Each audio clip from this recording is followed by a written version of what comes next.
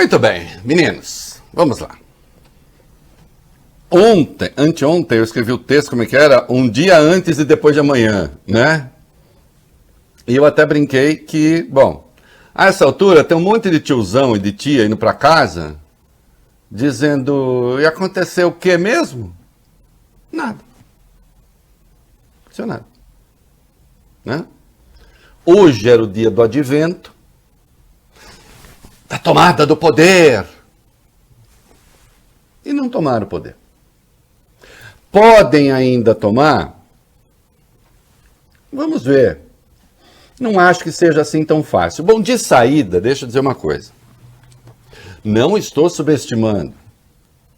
Sim, havia muita gente em Brasília, havia muita gente no Rio de Janeiro, havia muita gente em São Paulo, mas nem de longe foi aquela coisa que eles imaginaram, enfim, estamos prontos agora para tomar o poder de assalto. Isso não aconteceu. Né? A Polícia Militar estimou em São Paulo, embora eu tenha problemas com esses critérios, em 125 mil pessoas. É claro que os bolsonaristas vão falar que havia 10 milhões. Né? Assim como no impeachment da Dilma, 2,5 milhões. Olha, para caber 2,5 milhões de pessoas na rua, você precisa. O Datafolha foi fazer o cálculo, tinha que ter muito mais gente do que teve ali no negócio do impeachment. Também não teve. Né? A Paulista toda, lotada, dura, assim, de gente apinhocada, o Bob Furuia, ralando de modo hétero, porque é o que acontece no bolsonarismo, é tudo hétero, né? Um rolando e fungando no cangote do outro de modo muito hétero, caberia 500 mil pessoas. 500 mil pessoas. A depender... Me ocorreu uma piada indecente que eu não vou fazer. Porque a depender da circunstância, nem cabe, né? Porque às vezes o cara sabe, né? Ali, cabe 4 no máximo. Mas sim, né? Ali, apertadinho por metro quadrado, caberia 500 mil pessoas. Não era isso, tinha uma área muito concentrada, uma outra mais rarefeita, e a polícia calculou em 125 mil pessoas, e olha, está bem calculado. De Brasília não vi. Agora, de qualquer modo, veja só, sempre que se reunirem mais de 10 pessoas para ouvir Bolsonaro falar, eu já considero isso quase milagroso. Tal a quantidade de coisas estúpidas. Mas eu quero chamar a atenção, de saída, agora que vocês já sabem tudo, já ouviram tudo, eu escrevi 2 artigos na minha coluna no UOL, um analisando o discurso de Brasília e outro analisando o discurso de São Paulo. O discurso de Brasília foi algumas vezes mais grave do que o de São Paulo. O de São Paulo está gerando um pouco mais de coisa, porque ele, num dado momento, instigou as pessoas a não obedecer decisão judicial. Bom, eu quero lembrar que quem não obedece decisão judicial é preso. Né? E o presidente da República arca com as consequências. É crime de responsabilidade. Eu acho que aí nem o Augusto Aras vai segurar as pontas do presidente. Então, que fique claro, aqueles a que ele instigou a não obedecer decisões judiciais, pode ser preso. Então, teve isso que está chamando a atenção, e teve uma outra coisa que ele já disse, ele está repetindo, só um destino me aguarda, a cadeia, a morte ou a vitória. Essa coisa escatológica que ele faz, né?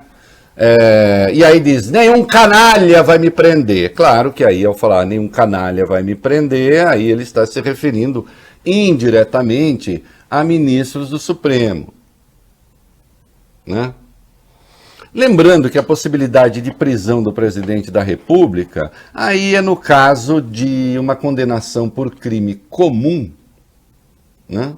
Quando ele então já nem será mais presidente da República porque há a perda do mandato. Muito provavelmente no caso dele, né? Isso a ver, né, presidente? Se é assim mesmo que funciona. A morte é com Deus, e aí ele diz, então resta a vitória. Agora, se a gente vai pensar os 2 discursos na sua sutileza, nós vamos ver aí que tem uma marca muito distinta de São Paulo. Que, curiosamente, apesar desses arroubos, foi menos golpista, porém mais ensandecido. Então vamos com calma. O discurso de Brasília. O discurso de Brasília, ele próprio chamou de ultimato. Ultimato aos ministros do Supremo. O discurso de Brasília tinha um endereço, que traduz a ignorância estupenda de Bolsonaro sobre tudo, inclusive sobre a Constituição.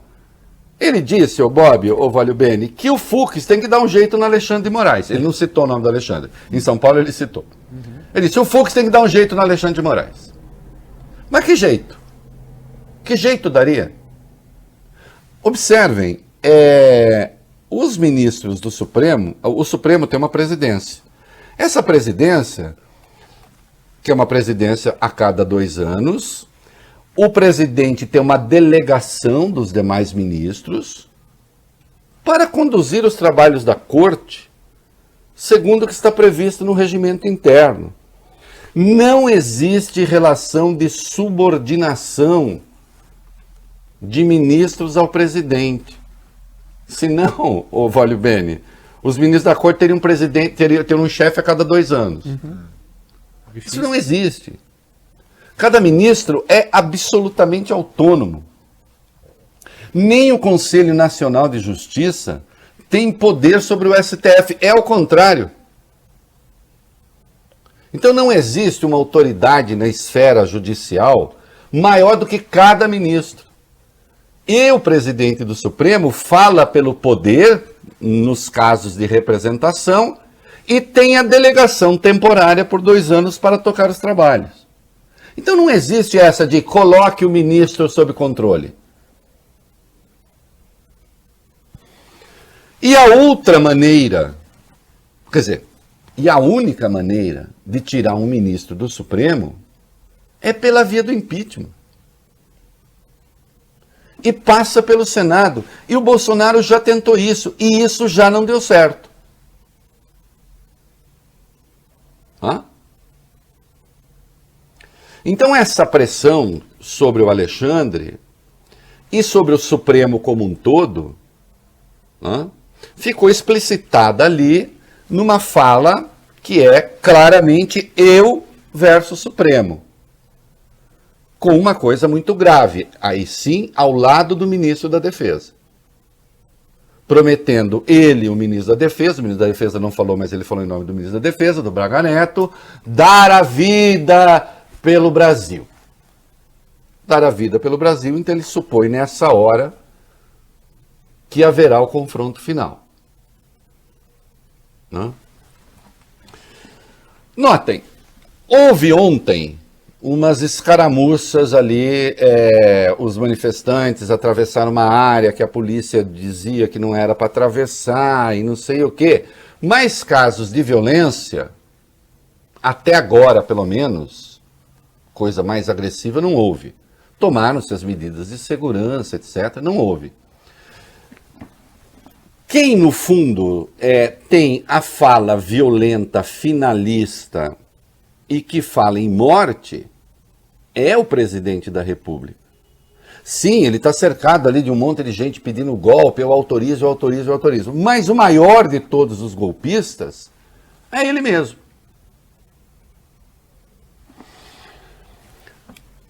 E ele é o rei da ilusão, né? Em Brasília ele disse, amanhã estarei reunido com o Conselho da República para tomar as decisões, destinos do Brasil. Imediatamente eu tentei saber com o Pacheco, tem reunião marcada o Conselho da República? Não. Com o Lira, tem reunião marcada? Não. Com o líder da maioria na Câmara e no Senado, tem reunião marcada? Não. Com o líder da minoria na Câmara e no Senado, tem reunião marcada? Não. Com o vice, tem reunião marcada? Não. Eu estou falando todas essas pessoas porque todas essas pessoas integram o Conselho da República. E mais 7 indicados pelo próprio presidente. Então, essa gente está no Conselho da República, é uma disposição constitucional do artigo 89, e cabe ao presidente, segundo o artigo 84, convocar essas pessoas. E essas pessoas, o Bob Furuia, aconselham o presidente em quais circunstâncias? Vamos ao artigo 90. Intervenção federal, estado de defesa, estado de sítio, não tem nenhum estado para ter intervenção, poderia ser então para estado de defesa, mas qual a razão? Para estado de sítio, mas qual a razão? e as questões relevantes para a estabilidade das instituições democráticas. Então poderia ser isso. Questões relevantes para a estabilidade da questão democrática. Agora, que questão relevante ele tem? Pedir a cabeça do Alexandre de Moraes? Ao Conselho da República? Segundo qual instrumento legal? Mas, Reinaldo, não poderia ser estado de defesa ou estado de sítio? Sim, mas nos dois casos, o estado de defesa e o estado de sítio tem que contar, voglio bene, com a aprovação do Congresso. Uhum. Em 24 horas. E o Congresso daria autorização para ele? Não. Então, o falastrão, e aqui eu peço cuidado a alguns analistas, especialmente com viés mais à esquerda, que dizem assim, o golpe já aconteceu. Não, gente, não aconteceu. Vamos parar com isso. Sabe por que o golpe não aconteceu? Eu estou aqui falando que eu bem entendo. Não aconteceu. Os jornais estão publicando que bem entendem. Não aconteceu. Não tem ninguém sendo torturado politicamente. Infelizmente, tortura contra presos comuns, essa nunca deixou de existir no Brasil. Mas não tem ninguém sendo torturado por causa de suas ideias. Entende? As eleições estão marcadas, não foram suspensas. Então, vamos parar. Golpe não é metáfora. Golpe não é metáfora. Golpe é golpe. Golpe significa que a Constituição não existe mais. Especialmente se fosse essa natureza de golpe, que seria um autogolpe. Que seria o Bolsonaro apelando às Forças Armadas, arrancando poderes especiais e destituindo Supremo, Congresso, etc. O Congresso está funcionando normalmente com todas as suas prerrogativas. O Supremo está funcionando normalmente com todas as prerrogativas. Não, o golpe não aconteceu. Se vocês me falarem, mas há uma desídia aí, o Bolsonaro segue impune e ele já deveria ter sido empichado, o Arthur Lira já deveria ter dado início ao processo de impeachment, eu concordo. Mas veja, é prerrogativa do presidente da Câmara fazer isso. E ele continua com a prerrogativa, mais uma prova de que o golpe não aconteceu. Então, não, o golpe não aconteceu.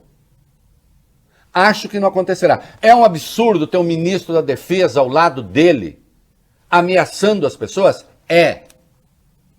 Isso significa que os militares estão marcando um encontro com a mudança do seu papel no Brasil? Significa que vai acontecer.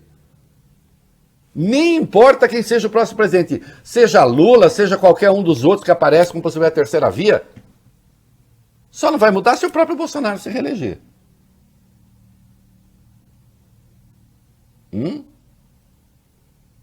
E o fato é, a turma está indo para casa e não está levando nada. Está levando o quê? O Alexandre deixou de ter as prerrogativas que ele tem como ministro supremo? A coisa ficou mais simples para o Bolsonaro? A vida dele será mais fácil? Cometeu uma penca de crime de responsabilidade de novo? Sim. E temos o caminho para isso. Mas passa pelo crivo do presidente da Câmara.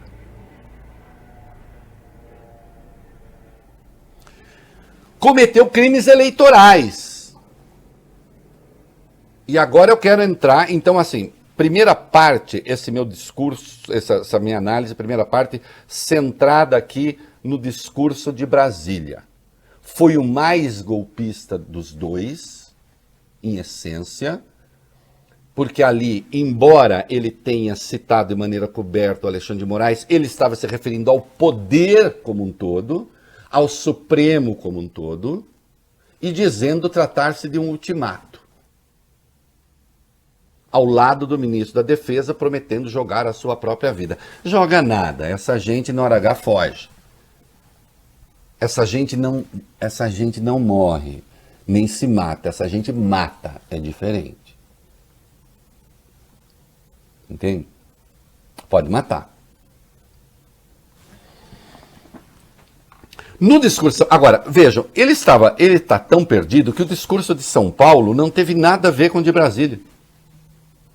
Vocês repararam que no de Brasília ele não tocou em voto impresso?